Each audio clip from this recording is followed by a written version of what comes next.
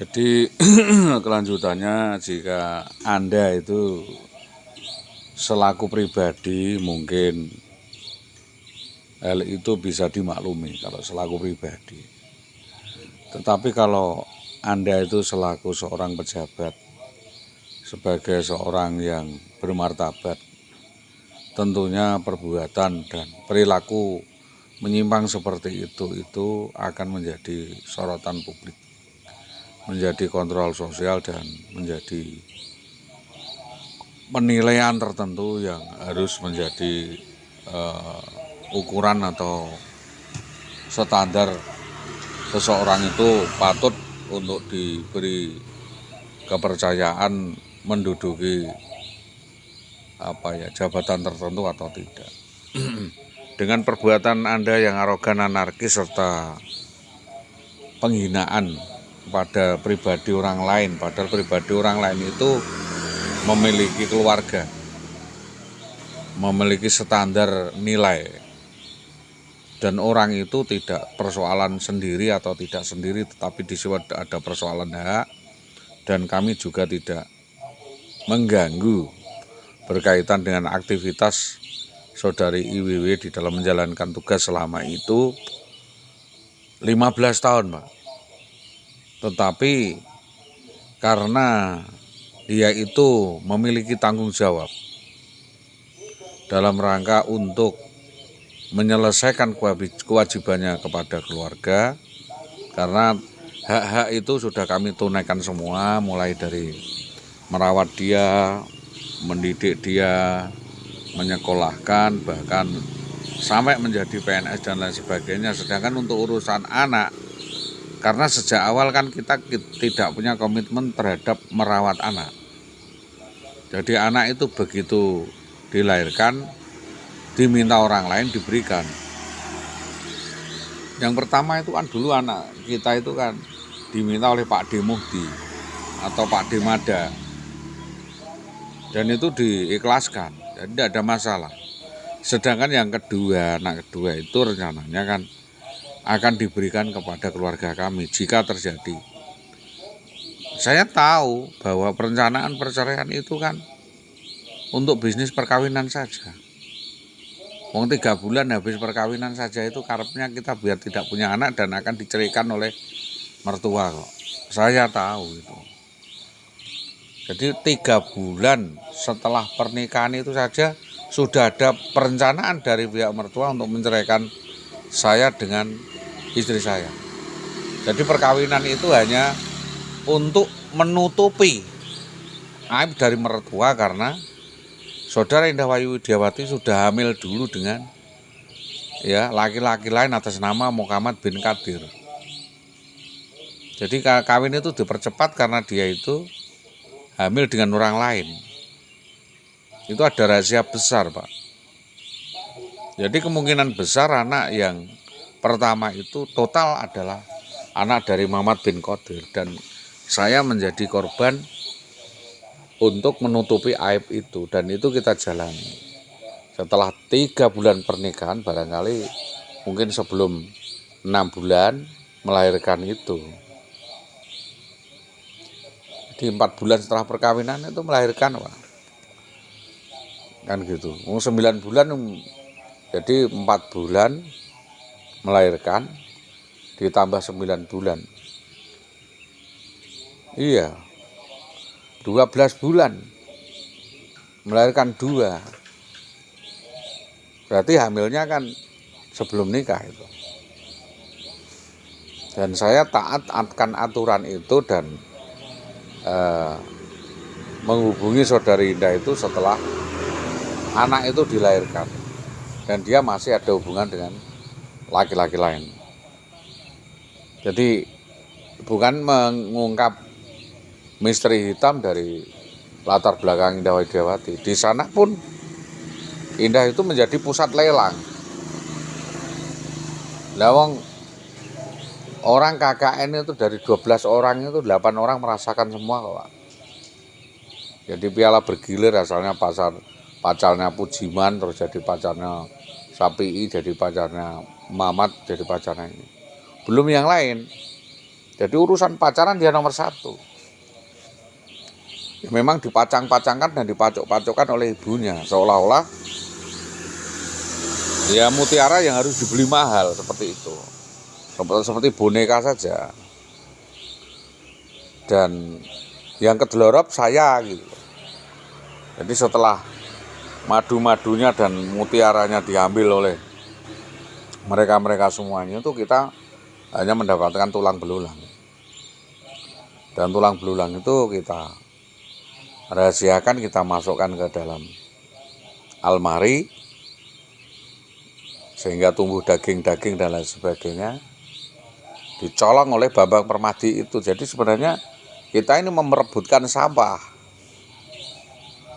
Jadi Bapak Jaryo atau Bapak siapa, Bapak Jayus, ya Bapak Sunarto, Bapak Dahlan itu memperebutkan sampah. Sebenarnya di situ. Tapi sampah negara, bukan sampah-sampah biasa. Sampah itu dikelola sedemikian rupa, dipilah sampai menjadi PNS. Begitu. Jadi tapi memang asal-asalnya memang dari komplek lokalisasi kalau begitu itu. Jadi dari lokalisasi jelas. Jadi banyak pelanggan yang memacari dari sana, yang memacari dari sana. Jadi bahkan itu sudah jadi istri saya saja bebas-bebasan dengan orang lain, itu udah luar biasa kok. Dan itu diputar balik seolah-olah yang melakukan hal-hal seperti itu saya. Dia seolah-olah sok suci seperti itu. Nah, setelah sekian mata memandang dan melihat bukti-bukti digital perselingkuhan yang banyak sekali itu, ya saya tetap menahan diri karena saya tidak melihat mata kepala. Terutama cerita soal ada seorang anggota itu yang anggota polisi yang berselingkuh dengan dia, itu udah dengar lama Pak, sejak 2003. Sudah sejak 2003 itu saya mendengar rumor tentang hubungan khususnya itu, sampai terjadi class action tahun 2011 itu, sehingga Saudara Indah memilih hidup bersama kumpul kebo dengan Bambang Permadi, kabur dari rumah tahun 2011 dan hidup satu atap satu kamar dengan Bambang Permadi 3 tahun Pak. Jadi saya mulai memasukkan berita acara itu tahun 2014.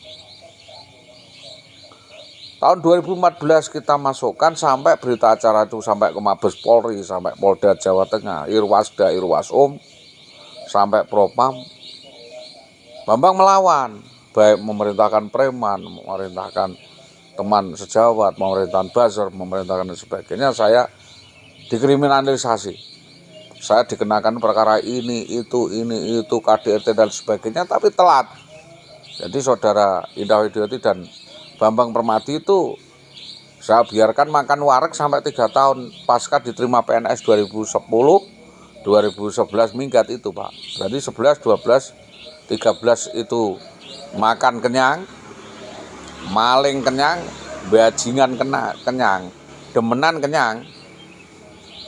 Saya biarkan, ya saya pantau, saya lihat itu. Saya seliwar-seliwar di depan rumah Bambang sana.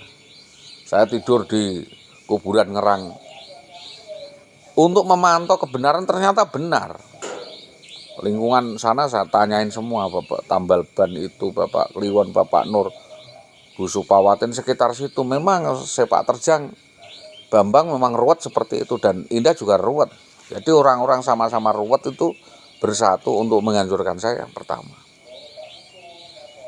Bahkan saya dikasih tahu sama Bu Supawatin bahwa tentang hubungan skandal itu dengan Bambang juga dari Bu Supawatin.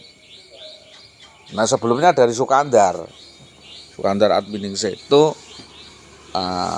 sales elektroniknya Mas Joko. Kita juga ngecek Mas Joko, Mas itu masih saudaranya dengan Pak Darto masih sedulurnya Hardi, dan Indah juga pernah berselingkuh dengan Hardi. Abenase. Ini cerita sangat panjang Pak, harus berarti novel lah. Wong Indah ini bajingan wedok. Cara laki-laki hidung belang. Saya kira banyak kepala sekolah, kepala dinas, suku dinas di Pinang itu hafal bau keteknya kok. Semua. Waktu itu saya enggak buat-buat. Mau sekali dia kenal orang sikat langsung dapat hotel, Pak. Ini memang wanita bookingan. Dibawa oleh si S ke Bogor. Dibawa ke Pak T di Bali. Dibawa pergi ke Tawangmangu sama Pak J, JT dan sebagainya. Ada catatannya. Mungkin kelihatannya semua orang melihat saya mengaji di musola dilanggar, tapi saya berjalan. Karena piye-piye ya istri saya memperhatikan soal keselamatan saya. Lho ngalor ngidul karo Pak Badi nong kemah degocen dengan ya saya pantau, saya tidak apa-apa kok, saya anggap anak kecil kok. Nah dia menantang saya bercerai itu bukan menantang cerai itu tidak, tapi ingin memeras saya. Sekali lagi mau memeras saya, mau memiskinkan saya. Minta tebusan 600 juta, minta mobil Yaris, minta dibelikan rumah di Pati Kota. Loh itu rumahnya siapa tak beli? Bajingan kabeh kuwi. Rumahnya Bambang. Jadi rumahnya Bambang itu suruh beli saya. Ya aku kerampokan duit tak kena orang tuku wong iku. Bajingan itu yange. Di Randu Kuning itu. Wong Indah tuh pindah-pindah di perumahan di Pati itu tahu semua kok. Pindah lebih dari 12 kali, saya tahu tuh. Pindah ke Sekar Kurung. Itu yang belikan, yang ngekoskan Pak Jayus. Pindah ke perumahan siapa lagi itu yang ngekoskan Dahlan. Mau pernah hidup kumpul kebo sama atasannya namanya Dahlan itu ya 2 tahun. Tidak dengan Pak Bambang saja. Sebelumnya Pak Bambang ada Marsono, Intel. Itu masih suaminya Ibu Seriem. Itu sampai meloroti itunya di rumah sakit nunggu nih pas Pak Marsono sakit seminggu muput itu yang nunggu nih ya dia saya ya diajak terus kenal sama oknum polisi di Pak Romo Karsono selingkuh lagi. Datanya di tangan Pak. Apal Pak, buka kok cemburu kuga. Aku jagani nek dipateni wong. Pateni wong engko mati nang kono sing ditersangkano saya. Gitu loh. Lah apa saya barang begitu. Saya tidak memperebutkan dia sama sekali tidak. Jangan salah paham. Saya hanya merasa ketitipan. Saudari Inde itu pernah jadi istri saya dan membawa anak-anak saya. Walaupun itu tidak secara dititipkan oleh mertua, mbahnya juga titip dari saya itu. Terus bapaknya ya titip sama saya, masa jauh diberikan ke saya. Kok sampai terjadi kejadian seperti itu? Yang tanggung jawab saya, Pak. Nah, sampean mau senang-senang saja ada gendaan, sayang-sayangan, cinta-cintaan, sekitar senengnya api, sempurna. Wong kalau ketemu itu nanti pencitraan dan saling merayu, saling menipu, saling terpesona, saling mengagumi, saling menyanjung. Orang ti bosok ya, bosok kelakuane kuwi. Lah nek wong lagi seneng entut teh wangi, Pak. Telek wis kok coklat, Pak. Ya itu loh, saya nyata-nyata saja. Oh, saya betul-betul dapat pelajaran luar biasa. Dari kenakalan Indah guys, luar biasa. Lho gedhok bosok itu sudah enak itu banget, Pak. Gedhok kadaluarsa 6 bulan sampai 1 tahun kok terus dirasakan baru itu terus dikasih apa? Udah gitu aja dah. Dijual lagi, distempel baru. Digodok anget. Wong itu gedhok dibuat sama bapak saya, dipecerain itu. Nah saya yang gedeng saya ambil lagi kumbah. Kok tak pangan gitu. Murus, mendem. Keluarga saya koplak semua jadi. Semangat licin. Saya juga dikasih tahu sama Mas Purnomo. Untuk memfitnah orang lain itu pointernya. Jadi menyelakakan dirinya sendiri untuk keuntungan sendiri.